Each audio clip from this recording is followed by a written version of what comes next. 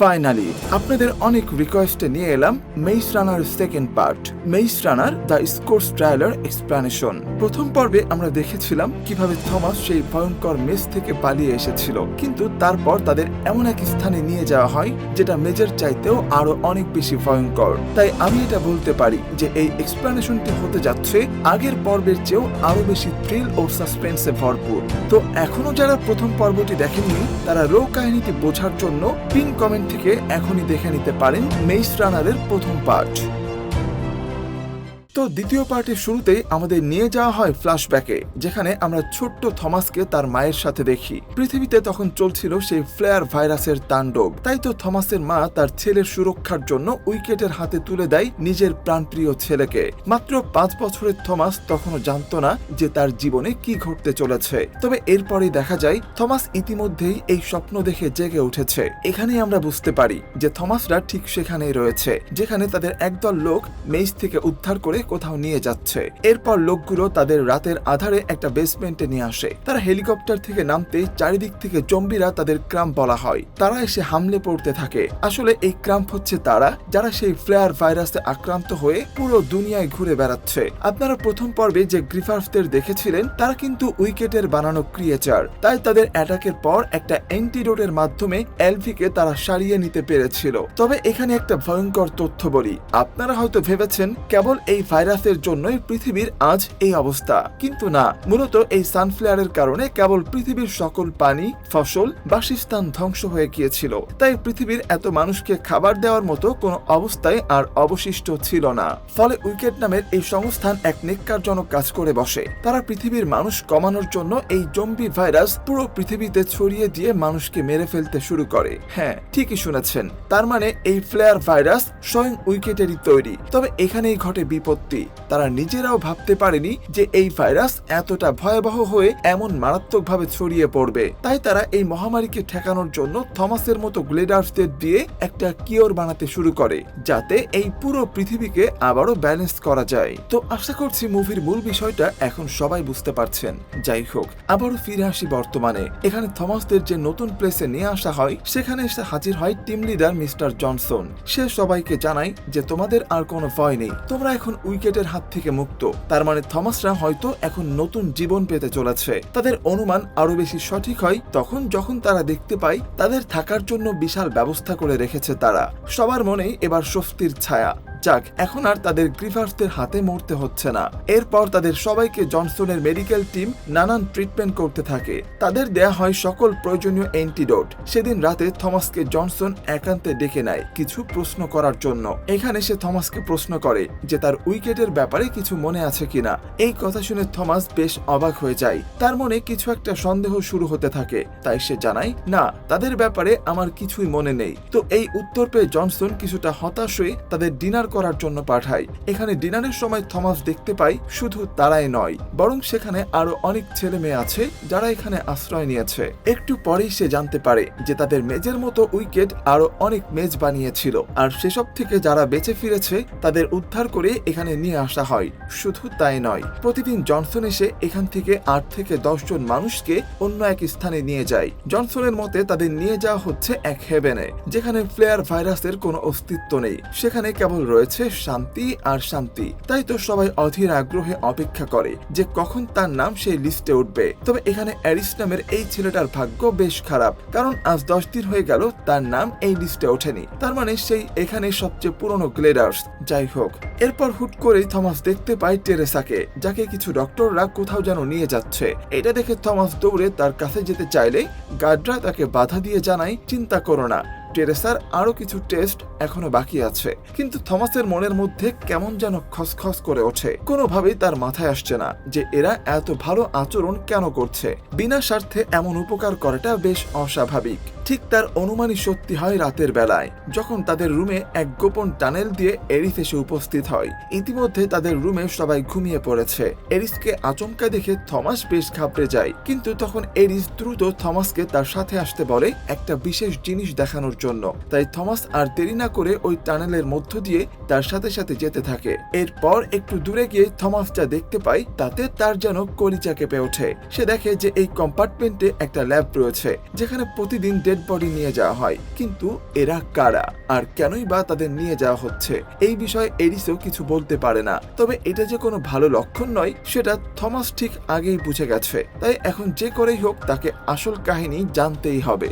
সেই লক্ষ্যে থমাস পরের দিন যখন জনসন এসে আবারও কিছু ছেলে মেয়েদের নিয়ে যায় তখন সে তাদের সাথে যাবার বায়না ধরে, কিন্তু গার্ড আবারও তাকে বাধা দিলে সে এক প্রকার জোর করে ভেতরে ঢোকার চেষ্টা চালায়। তবে গার্ডরা তাকে ফাইনালি আটকাতে সক্ষম হলেও আমরা দেখতে পারি যে থমাস ইতিমধ্যেই কৌশলে তাদের কাছ থেকে গেট পাস চুরি করে নিয়েছে।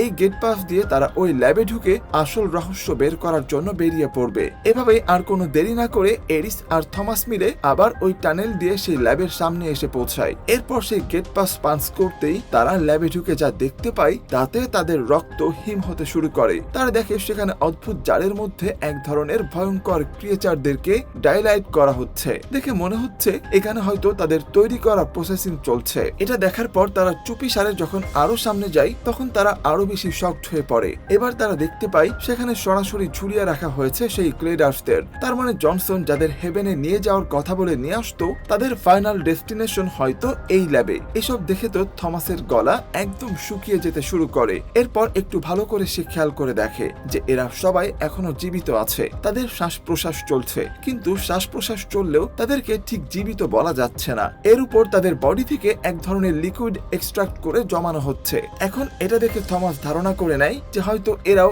এসব ইমিউন গ্লেডার্সদের ব্যবহার করে অ্যান্টিডোট বানাতে চাইছে। এসব যখন তারা এক্সপ্লোর করছিল ঠিক সেই মুহূর্তে আকস্মিকভাবে জনসন সেখানে ঢুকে পড়ে। এটা দেখে অ্যারিস ও থমাস কোনো মতে নিজেদের লুকিয়ে নেয়। তবে এরপর তারা আরো বিশাল বড় এক ধাক্কার সম্মুখীন হয়। এখানে থমাস দেখতে পায় জনসনের ভিডিও কলের ওপাশে রয়েছে স্বয়ং ইভা পেস। কিন্তু এটা কি করে সম্ভব? সে তো ইভাকে আত্মহত্যা করতে দেখেছিল, তাহলে সে কিভাবে এখনো বেঁচে আছে?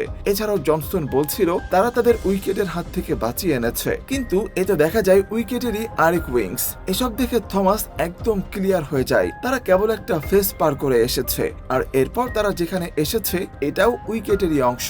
এদিকে জনসন যখন ইভার সাথে কথা বলছিল তখন ইভা তাকে আরো বেশি প্রোডাকশনের কথা বারবার করে বলতে থাকে। থমাস বুঝে যায় যে ইভা সেই অ্যান্টিডোটের প্রোডাকশনের কথা বলছে যেগুলো ওই ইমিউনদের ঝুলিয়ে রেখে এক্সট্রাক্ট করা হচ্ছিল। এখানে ইভা জানায় রাইট আর্ম নামের এক বিদ্রোহী গ্রুপ তাদের কাজে বাধা দেওয়ার জন্য বারবার অ্যাটাক করছে, তাই তাদের ঠেকাতে হলে দ্রুত আমাদের কাজ শেষ করতে হবে। তখন জনসন তাকে আশ্বস্ত করে জানায় যে তারা আজই সবাইকে এক্সট্রাকশনের কাজে লাগিয়ে দেবে। এসব শুনে থমাস পুরো বিষয়টা বুঝে ফেলে। এছাড়াও সে জানতে পারে যে রাইট আর্ম নামের যে গ্রুপটা আছে একমাত্র তাদের কাছে গেলেই হয়তো এই উইকেটের একটা দফার দফা পসিবল। তাই আর এক মুহূর্ত দেরি না করে জনসন যখন সেখান থেকে চলে যায় তখন থমাস সোজা তার সঙ্গীদের কাছে চলে আসে। সে সবাইকে জানিয়ে দেয় যে এরা আর কেউই নয়, বরং এরা সবাই উইকেটেরই লোক। তাই এক্ষুনি তাদের এখান থেকে পালিয়ে যেতে না পারলে সবাইকেই তারা শেষ করে দেবে। তাই থমাস, নিউট, মিনহো সহ সবাই দ্রুত পালিয়ে যেতে শুরু করে। ইতিমধ্যে জনসন তাদের নিয়ে যেতে এসে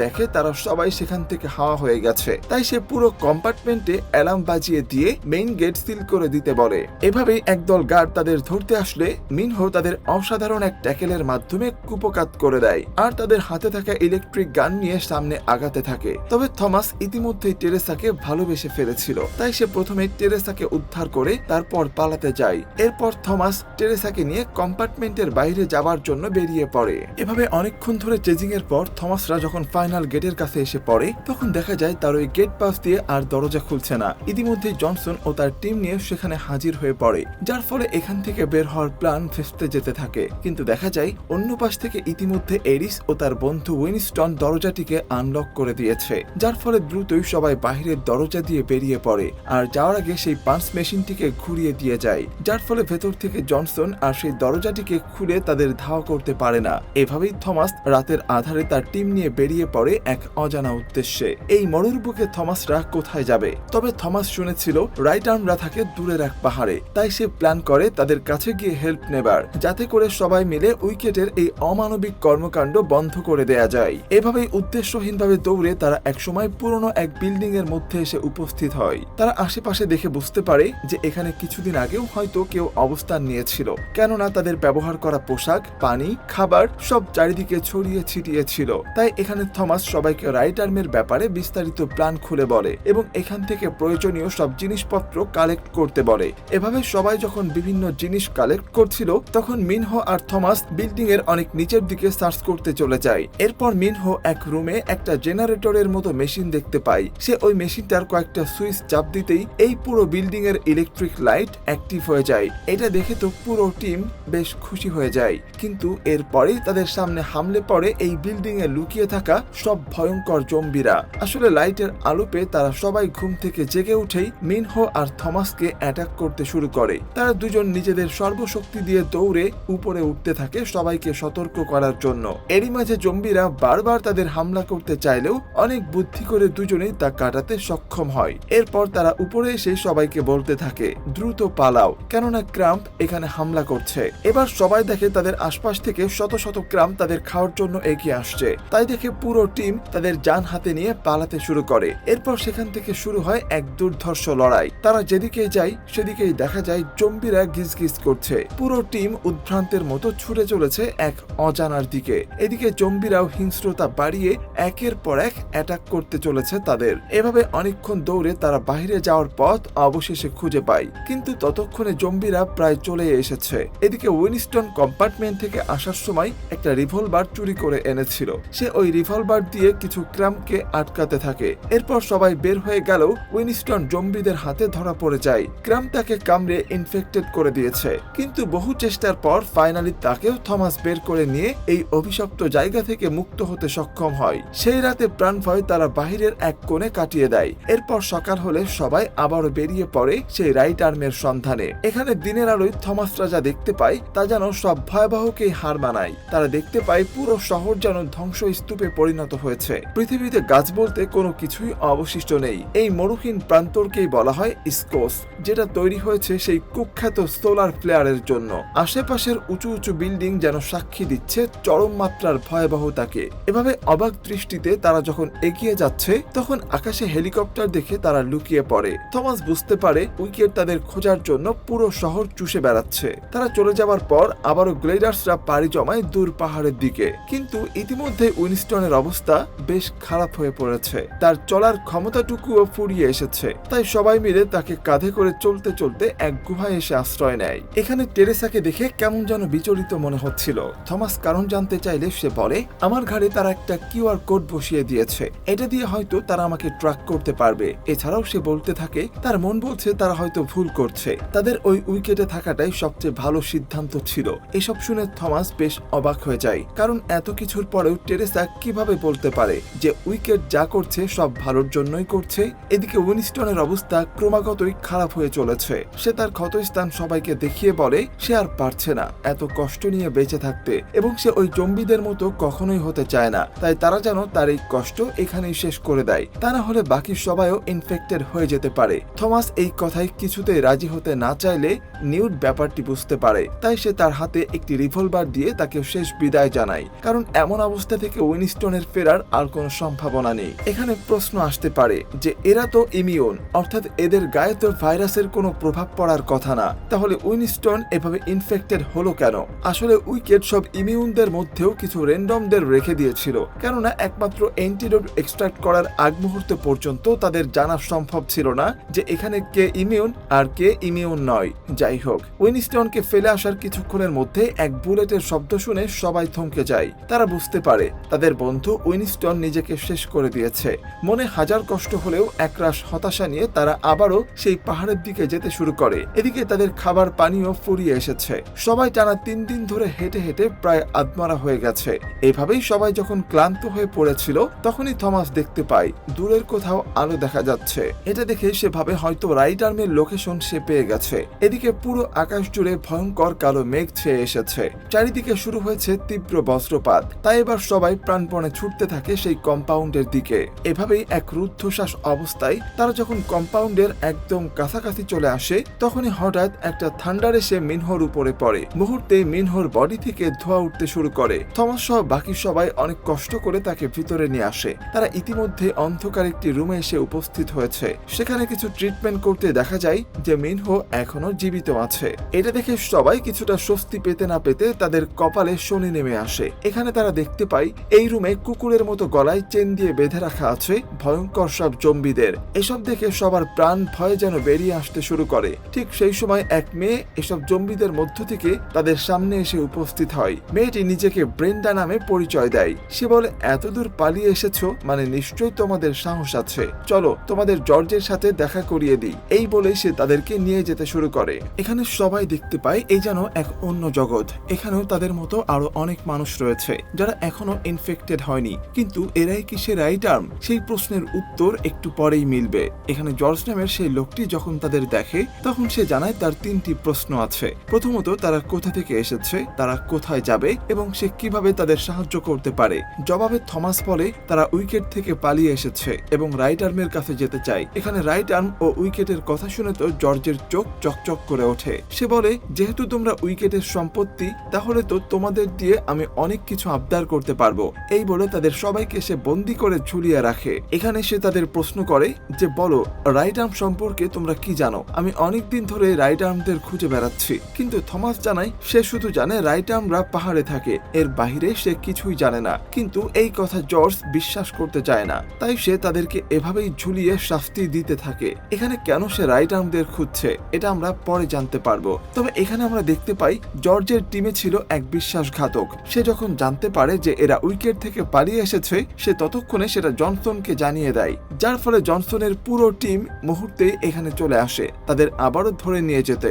ইতিমধ্যে উইকেটদের আসতে দেখে জর্জ বুঝে ফেলে যে এই কাজ তার নিজের লোকেরাই করেছে, তাই সে এবার থমাসদের নিয়ে এখান থেকে পালিয়ে যাওয়ার প্ল্যান সাজায়। ইতিমধ্যে থমাসরাও টেকনিক করে তাদের বাঁধন খুলে ফেলতে সক্ষম হয়। এবার সেখানে জর্জ এসে পড়লে সে থমাসকে বলে, আমি তোমাদের রাইট আর্মের কাছে নিয়ে যাব, সুতরাং যদি বাঁচতে চাও তাহলে আমাদের সাথে এসো। এই কথা শুনে সবাই তার সাথে যাওয়ার জন্য রাজি হয়ে যায়। এদিকে ব্রেন্ডা তার প্রিয় একটা জিনিস ফেলে যাচ্ছিল বলে সে আবারও সেটা আনতে চায়, তাই তাকে প্রোটেকশন দেওয়ার জন্য থমাস বাকিদের চলে যেতে বলে তার সাথে যেতে থাকে। ইতিমধ্যে পুরো কম্পাউন্ডে উইকেটের লোকেরা তুলকালাম লাগিয়ে দেয়। যেহেতু থমাসদের জীবিত ধরতে হবে, তাই তারা ইলেকট্রিক গান ব্যবহার করে তাদের থামাতে চায়, কিন্তু ব্রেন্ডার অসাধারণ বুদ্ধির কাছে তারা সবাই কুপকাত হতে থাকে।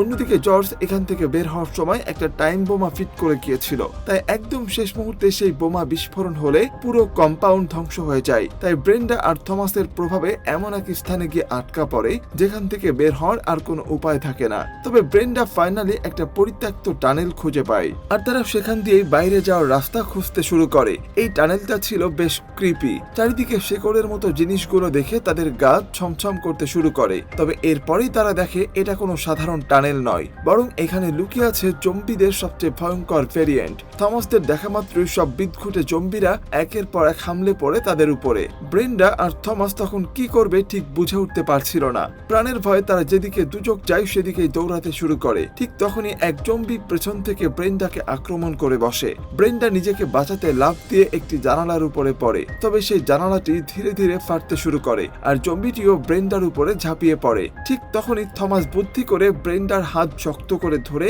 জানালাটি ভেঙে ফেলে, আর যার ফলে সেই সঙ্গে জম্বিটিও নিচে পড়লে থমাস এই যাত্রায় তাকে বাঁচিয়ে নেয়। এরপর থমাসরা সেখান থেকে বেরিয়ে ডেভিডদের খুঁজতে বের হয়। তবে তখন ব্রেন্ডা আবিষ্কার করে যে তার পায়ে একটি জম্বি ইতিমধ্যেই কামড়ে দিয়েছে আর সেটা ধীরে ধীরে ইনফেক্টেড হতে শুরু করেছে। তবে এখানে আমরা দেখতে পাই ব্রেন্ডা এতে একদমই বিচলিত না হয়ে আবারও যাত্রা শুরু করে মার্কাস নামের একজনের খোঁজে। এখানে মার্কাস এমন একজন যার কাছে রাইট আর্মের খবর থাকে। এছাড়াও ইতিমধ্যে তারা তো বাকি টিমদের থেকে বিচ্ছিন্ন হয়ে পড়েছে, তাই মার্কাসই একমাত্র ভরসা তাদের জন্য।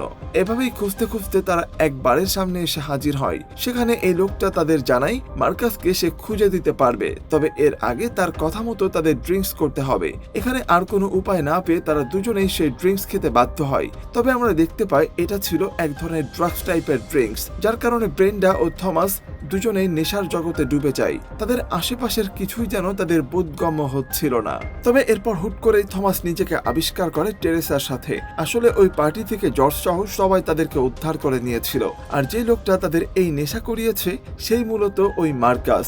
এখানে জর্জ তাকে ভীষণভাবে টর্চার করতে থাকে রাইট আর্ম কোথায় আছে তা বলার জন্য। প্রথমে বলতে না চাইলেও পরে সে জানায় এখান থেকে দূরে এক পাহাড়ে তাদের আউটপোস্ট আছে, কিন্তু এক্সাক্ট লোকেশন সে নিজেও জানে না। এই ইনফরমেশন পেয়ে তারা মার্কাসের গাড়ি নিয়ে বেরিয়ে পড়ে সেই পাহাড়ের উদ্দেশ্যে। এভাবে বেশ কিছু দূর যাওয়ার পর তারা একটা টানেল দেখতে পায়, যেটা অনেক আগে থেকেই বন্ধ হয়ে আছে। এবার এখানে কি ঘটছে সেটা জানার জন্য যখনই তারা বাইরে আসে, ঠিক সেই সময় তাদের উপর একদল স্নাইপার আক্রমণ করে বসে। থমাস বুঝতে পারে না এরা কোন দিক থেকে আক্রমণ করছে। তবে একদম শেষে তারা যখন ফাইট ব্যাক করতে যাবে, ঠিক তখনই দুটো মেয়ে এসে তাদের বন্দী করতে চায়। কিন্তু অবাক করা বিষয় হলো, এই দুই মেয়ে এরিসকে দেখেই তাকে জড়িয়ে ধরে। আসলে এরিস ও এই মেয়েরা একই মেজে ছিল। এরপর তারা যখন পালিয়ে আসে, তখন এই দুইজন রাইট আর্মে যোগ দেয়। তার মানে তারা যে রাইট আর্মদের খুঁজছিল তাদেরকে থমাসরা ইতিমধ্যেই পেয়ে গেছে। এরপর তারা সবার কথা জানতে পেরে থমাসদের রাইট আর্মের বেজে নিয়ে আসে। এখানেই আমাদের পরিচয় হয় এই দলের প্রধান ভিন্সের সাথে। এখানে ম্যারি নামের একজন ডক্টর, যে কিনা থমাসকে দেখেই চিনে ফেলে। আসলে থমাস ও ম্যারি একই সাথে উইকেটে কাজ করত, যদিও থমাসের কিছুই মনে নেই। তবে ম্যারি বলতে থাকে, থমাসের জন্যই আজ আমরা রাইট আর্ম তৈরি করতে পেরেছি। থমাস যখন বুঝতে পেরেছিল যে উইকেট কেবল তাদের স্বার্থেই বাকিদের কষ্ট দিয়ে মারছে, তখন সে আর এই সব সহ্য করতে না পেরে ম্যারির হাতে উইকেটের অজানা অনেক তথ্য তুলে দেয়, যা পরবর্তীতে এই রাইট আর্মের অনেক কাজে আসে। থমাস তার বন্ধুদের বাঁচানোর জন্য উইকেট থেকে বেরিয়ে যেতে চাইছিল, কিন্তু তার আগেই তাকে ধরে ফেলা হয় এবং মেইজে পাঠিয়ে দেওয়া হয়। আর ম্যারি কোনো মতে সেখান থেকে পালিয়ে রাইট আর্মের সাথে যোগ দেয়। যাই হোক, অন্যদিকে দেখা যায় ইতিমধ্যে ব্রেন্ডার অবস্থা আস্তে আস্তে আরো বেশি গুরুতর হতে শুরু করে। এর উপর ভিন্স যখন দেখতে পায় ব্রেন্ডা ইতিমধ্যে ইনফেক্টেড, তখন সে সাথে সাথেই তাকে হত্যা করতে চলে আসে। কিন্তু থমাস বারবার তাকে রিকোয়েস্ট করতে থাকে যাতে ব্রেন্ডাকে না মেরে কোনো উপায়ে তাকে সুস্থ করা যায় কিনা। প্রথমে ভিন্স জানায় এর কোনো চিকিৎসা নেই, তাই তাকে মরতেই হবে। তবে পরে ডক্টর ম্যারি জানায় আমার হাতে এর চিকিৎসা আছে, আর তার জন্য থমাসকে লাগবে। এই বলে থমাসকে নিয়ে গিয়ে তার ব্লাড স্যাম্পল থেকে একটা অ্যান্টিডোট তৈরি করে ম্যারি। এরপর সেটা ব্রেন্ডাকে ইনজেক্ট করতেই সে ধীরে ধীরে সুস্থ হতে থাকে। এখানে ডক্টর মেরি জানায় যে একজন ইমিউন ব্যক্তির ব্রেনে এক ধরনের এনজাইম ক্রিয়েট হয়, আর সেই এনজাইম থেকে কেবলমাত্র এই ভাইরাসের অ্যান্টিডোট বানানো সম্ভব। তবে যারা একবার ইনফেক্টেড হয় তাদের এই অ্যান্টিডোট নির্দিষ্ট সময় পর্যন্ত সুস্থ রাখে। এরপর আবারও তাদের অ্যান্টিডোট প্রয়োজন পড়ে। তার মানে ব্রেন্ডারও পরবর্তীতে আবারও এই অ্যান্টিডোট নিতে হবে। তবে এক একজনের শরীরে এটি এক একভাবে কাজ করে। এদিকে জর্জ থমাসকে জড়িয়ে ধরে কৃতজ্ঞতা জানায় ব্রেন্ডার জীবন সেভ করার জন্য। আসলে জর্জ ব্রেন্ডাকে একদম নিজের মেয়ের মতোই লালন পালন করেছিল। তার কাছে ব্রেন্ডাই ছিল একমাত্র বেঁচে থাকার কারণ। সে তার জন্য নিজেকেও উৎসর্গ করতে প্রস্তুত। আজ এতদিন পরে এখানে যেন অবশেষে তারা কিছুটা শান্তি খুঁজে পায়। চারিদিকে মানুষের হাসি যেন তাদের দমবন্ধ জীবনটাকে কিছুটা স্বস্তির ছায়া এনে দিয়েছে। এদিকে এতক্ষণ ধরে টেরেসা কিন্তু এই সব কিছু দেখছিল।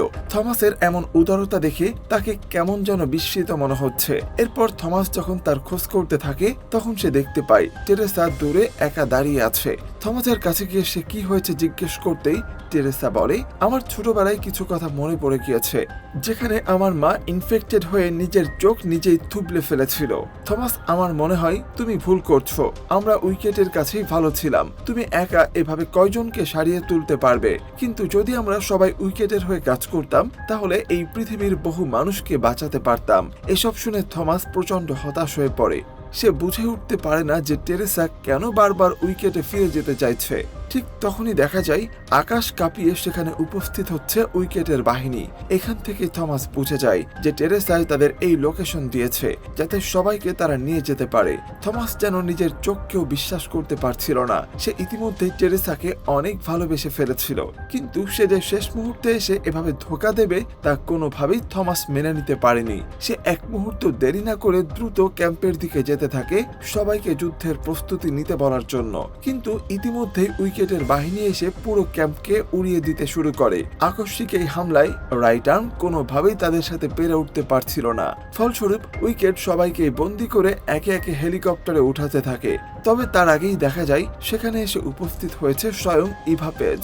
এখানে ইভাকে সরাসরি দেখে থমাসের গায়ে যেন কাঁটা দিয়ে ওঠে। ইভা তাকে বলতে থাকে, আমি যা করেছি তা পৃথিবীর ভালোর জন্যই করতে চেয়েছি। আমি একজন ডক্টর, কোনো মনস্টার নয়। তাই আশা করি তুমিও বুঝতে পারবে যে এটা ছাড়া আমাদের আর কোনো উপায় নেই। তবে পেইজের সাথে টেরেসাকে দেখে তার সকল বন্ধুরা একদম হতভম্ব হয়ে যায়। এতদিন তাদের সাথে থেকেও টেরেসা কিভাবে উইকেটের সাথে হাত মিলিয়েছে তা তাদের মাথায় আসছে না। এরপর ডক্টর ম্যারিকে আমরা দেখতে পাই ইভার মুখোমুখি হতে। সেখানে ম্যারি জানাই, তুমি যা করছো সেটা ঠিক নয়। এই সব কিছু বন্ধ করো। তোমাদের মতো এত নেককারজনক কাজ থেকে আমি নিজেকে সরিয়ে নিতে পেরেছি। এতে আমি নিজেকে ধন্য মনে করি। তবে ঠিক সেই সময় জনসন তার রিভলভার দিয়ে ম্যারিকে সবার সামনে হত্যা করে ফেলে। এই দৃশ্য দেখে থমাস নিজেকে আর স্বাভাবিক রাখতে পারে না। সে হাতে গ্রেনেড নিয়ে নিজেকে সহ সবাইকে খতম করে দেওয়ার হুমকি দিতে থাকে আর বলতে থাকে সবাইকে মুক্তভাবে বাঁচতে দেওয়ার জন্য। এদিকে এখানেই ঘটে এক আকস্মিক কাহিনী। এন্ট্রি নেয় জর্জ ও ব্রেন্ডা এবং শুরু হয় তুমুল এক লড়াই। ভিন্স তার মেশিন গান দিয়ে একের পর এক উইকেটের বাহিনীকে উপরে পাঠাতে শুরু করে। অন্যদিকে থমাস সহ বাকি সবাইও প্রাণপণে লড়তে থাকে তাদের সাথে। এখানে শেষ মুহূর্তে যে ফাইটিং সিন দেখানো হয় সেটা সত্যি অনেক অসাধারণ ছিল। এদিকে প্রায় সব ইমিউনদের নিয়ে ইতিমধ্যে ইভা তার হেলিকপ্টারে উঠে পড়েছে, আর অন্যদিকে থমাসকে নিয়ে যাওয়ার জন্য উইকেট আপ্রাণ চেষ্টা চালাচ্ছে। এভাবেই ফাইনালি জনসন থমাসকে যখন মারতে যাবে ঠিক তখনই ব্রেন্ডা তার স্নাইপার দিয়ে জনসনের হাত উড়িয়ে দেয়। ওদিকে মিনহো সবাইকে বাঁচাতে গিয়ে তাদের ইলেকট্রিক গানের শট খেয়ে আহত হয়ে পড়ে, আর সবার সামনে দিয়েই মিনহোকে তারা হেলিকপ্টারে উঠিয়ে নিতে থাকে। এদিকে সকলে আপ্রাণ চেষ্টা করতে থাকে মিনহোকে নিয়ে যাওয়া আটকাতে। তবে আমরা দেখতে পাই এত লড়াই করেও থমাসরা যখন পেরে ওঠে না তখন সুযোগ বুঝেই ইভা সকলকে নিয়ে হেলিকপ্টারে করে চলে যায় চিরতরে। থমাস, ব্রেন্ডা আর ভিন্সরা এই মুহূর্তে এসব চেয়ে দেখা ছাড়া আর কিছুই করে উঠতে পারে না। এভাবেই সেই রাত পার হয়। সবাই ইতিমধ্যে প্রায় সব হারিয়ে ভেঙে পড়েছে। তবে আমরা দেখতে পাই থমাস সিদ্ধান্ত নেয় যে সে যেভাবেই হোক মিনহো সহ বাকি সবাইকে উইকেট থেকে ফিরিয়ে আনবে এবং উইকেটকে চিরতরে ধ্বংস করে দেবে। কিন্তু ভিন্স জানাই তোমার একার পক্ষে এটা কোনোভাবেই সম্ভব নয়, তাই অস্থির না হয়ে চলো, আমি তোমাকে কোনো একটা সুরক্ষিত জায়গায় পৌঁছে দিই। আর আবারও আমরা নিজেদের টিম গঠন করে মোক্ষম সময়ের অপেক্ষা করি। কিন্তু থমাস জানায় অনেক হয়েছে, যদি কেউ তার সাথে না যেতে চায় তাহলে সে একাই যাবে তাদের উদ্ধার করতে। এসব কথা শুনে নিউট সহ বাকিরাও জানায় সে একা নয়, তারাও যাচ্ছে মিনহো সহ সবাইকে ফিরিয়ে আনতে। ফাইনালি জর্জ ও ব্রেন্ডাও রাজি হয়ে যায় অ্যাটাক প্ল্যান করার জন্য।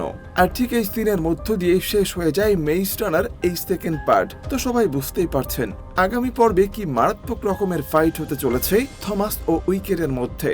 এছাড়াও উইকেটের আসল রহস্য থমাস উন্মোচিত করে সবাইকে কিভাবে বাঁচায় তাও দেখা যাবে পরবর্তী পর্বে। তাই এই পর্বটি যদি ভালো লেগে থাকে অবশ্যই পরবর্তী পর্বের জন্য কমেন্ট করবেন। আপনাদের সাড়া পেলে আমি খুব শীঘ্রই এই মুভির তৃতীয় পার্ট এক্সপ্লেন করে দেব। কুষ্টিয়া থেকে আমাদের গত ভিডিওতে কমেন্ট করেছিলেন টুকটুকি আপু। কলকাতার হাওড়া থেকে ভিডিওটিতে কমেন্ট করেছিলেন অভিজিৎ ভাই। মানুষী আপু ভিডিওতে কমেন্ট করেছিলেন করিমপুর থেকে। সেই সাথে আমেরিকা থেকে আমাদের গত ভিডিওতে কমেন্ট করেছেন রুবাইয়া কলি আপু। আপনাদের সবার প্রতি অনেক অনেক ভালোবাসা রেখে আজকের ভিডিওটা এখানেই শেষ করছি। এই ভিডিওটি আপনি কোথা থেকে দেখছেন সেটা কমেন্টে জানাতে একেবারেই ভুলবেন না। আল্লাহ হাফেজ।